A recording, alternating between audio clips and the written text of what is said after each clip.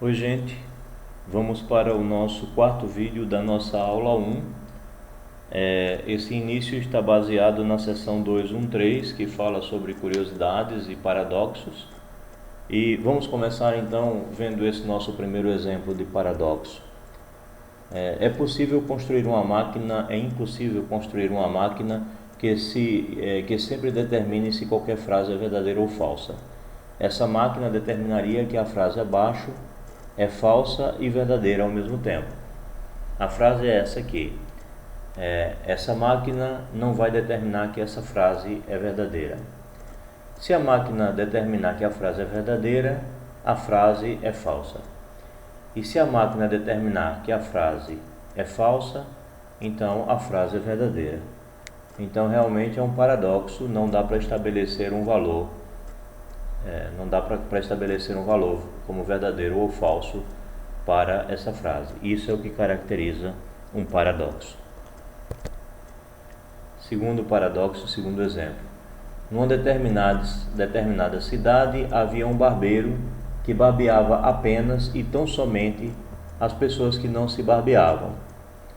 Estude o valor lógico da afirmação: o barbeiro se barbeava.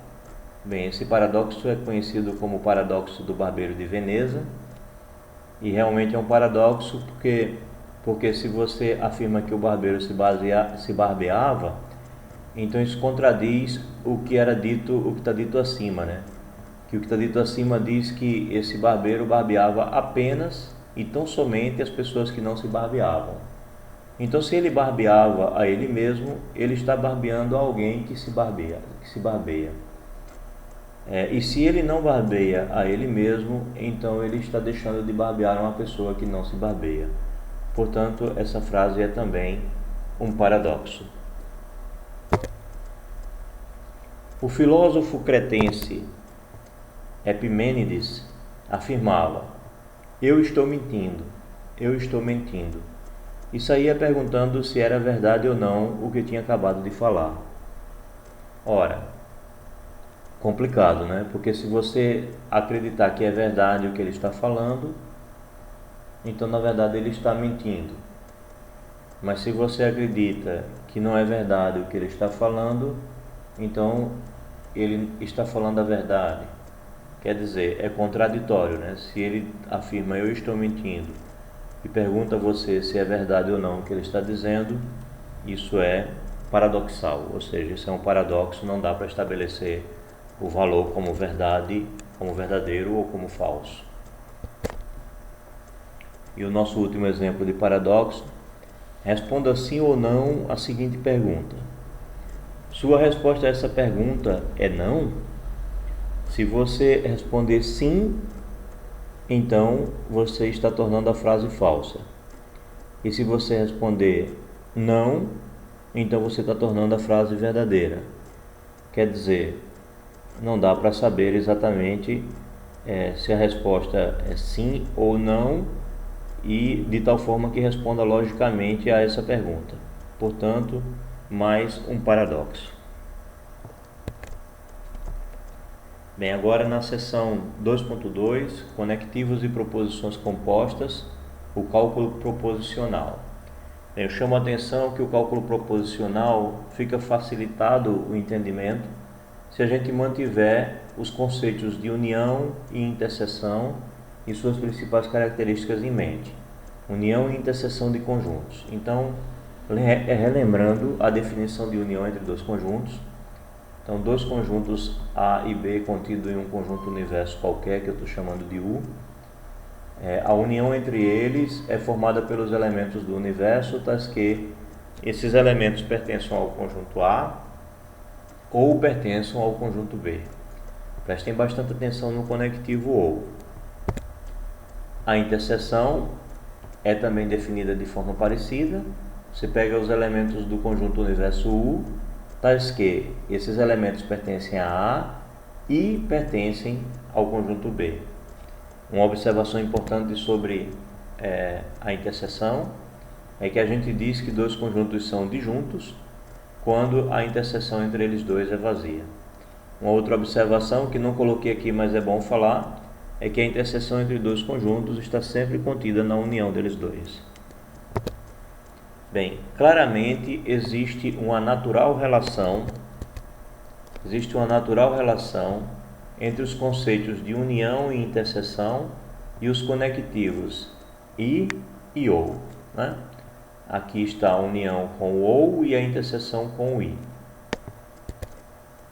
Da mesma forma que, dados dois conjuntos, podemos formar um terceiro usando a união ou a interseção a partir de uma sentença simples, proposição simples, ou também chamada de proposição atômica, nós também podemos formar uma sentença que a gente chama de sentença composta. Você vai ver a presença do conectivo e ou na formação dessas sentenças também. Então, está aqui os exemplos. Suponha a proposição P, que afirma que existe x pertencente a R, tal que x ao quadrado é maior do que 2. E suponha a proposição Q, que afirma que existe x pertencente a R, tal que x mais 3 é maior do que 1. Bem, com essas duas proposições nós podemos construir duas outras. Essa primeira, esse símbolo aqui significa lê-se P e Q. Então, essa primeira que a gente está chamando de P e Q, que afirma que existe x pertencente a R, tal que x ao quadrado é maior do que 2 e, veja de novo a presença do conectivo i, x mais 3 é maior do que 1. Veja que eu estou juntando as duas proposições em uma única proposição utilizando o conectivo i. É chamada de proposição conjuntiva nesse caso. Já a proposição disjuntiva, que a gente usa esse símbolo, que lê-se P ou Q, é a proposição que diz que existe x pertencente a R, tal que x ao quadrado é maior do que 2, ou x mais 3 é maior do que 1. Novamente a gente juntou as proposições P e Q, só que agora unidas pelo conectivo OU. Então, naturalmente, a gente tende a associar essa junção, ou a proposição conjuntiva, à interseção de conjuntos. E essa forma de juntar as duas proposições, formando uma proposição disjuntiva, a união de conjuntos. Mantenha em mente sempre essa relação, inclusive para os exercícios. Bem, atribuir os valores verdadeiro ou falso às proposições e às suas disjunções ou conjunções é chamado de cálculo proposicional ou cálculo sentencial. Tá certo? Então está aqui um exemplo do que é o tal do cálculo proposicional ou cálculo sentencial. Tome a proposição P, que diz que 3 é maior do que 1. Suponha que essa proposição é verdadeira. Tome a proposição Q, que diz que menos 1 é maior do que 0. Digamos que o valor dessa proposição é falsa. Então, a proposição disjunção afirma que 3 é maior do que 1 ou o menos 1 é maior do que 0. Essa proposição é verdadeira, pois para a disjunção basta que uma das proposições seja verdadeira para que a disjunção total seja, a proposição composta seja também verdadeira. Faça uma analogia disso com os elementos da união. Para que um elemento pertença à união de dois conjuntos, a união de P e Q, basta que esse elemento esteja em um conjunto ou no outro. Então, basta que uma das proposições seja verdadeira para que a união das duas, ou seja, a disjunção das duas, seja verdadeira. Porém, quando a gente olha para a interseção entre dois conjuntos, para que um elemento pertença à interseção, é necessário que ele pertença aos dois conjuntos. Então, para uma proposição que é uma conjunção de duas outras proposições ser verdadeira, é necessário que as duas sejam verdadeiras. Então, nesse nosso exemplo, uma das proposições é falsa, portanto, a proposição conjunção também é falsa.